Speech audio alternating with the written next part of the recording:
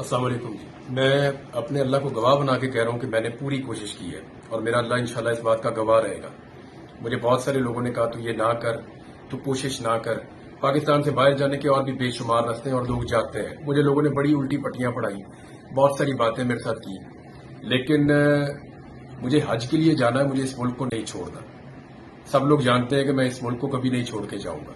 میں اس ملک میں رہنا چاہتا ہوں، لیکن میں زندہ بھی رہنا چاہتا ہوں اور آزاد بھی رہنا چاہتا ہوں۔ بار بار پکڑ کے اندر ڈال دیتے ہیں، بار بار مجھے کبھی غائب کر دیتے ہیں، کبھی مقدمات درج کر دیتے ہیں۔ درجنوں مقدمات میرے اوپر بار بار درج کیے گئے۔ میں نے پچھلے 1.5-2 مہینے بڑی تکلیف میں گزارے ہیں۔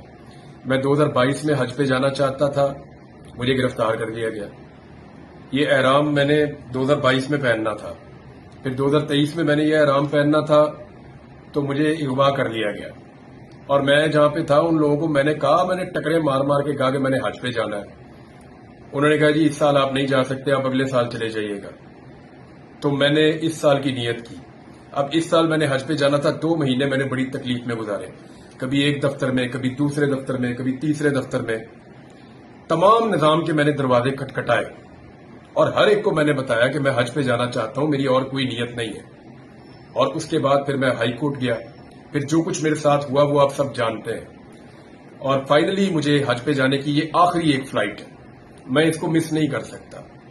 میرے پاس ابھی انفارمیشن ہے کہ وہاں ایئرپورٹ پہ بہت ساری تعداد میں رینجرز اور پولیس کھڑی ہے اور وہ مجھے گرفتار کر سکتے ہیں، ہر گاڑی کو وہ چیک کر رہے ہیں۔ مجھے سب لوگ یہی کہہ رہے ہیں کہ تو وہاں نہ جا، لیکن میں نے اپنے آپ سے وعدہ کیا، اور میرا اللہ اس بات کا گواہ رہے گا کہ میں نے تیرے گھر پہ آنے کے لیے پوری کوشش کی۔ میرے اللہ، میں نے پورا زور لگایا، میں نے اپنے آپ کو گرفتاری کے خطرے میں بھی ڈالا۔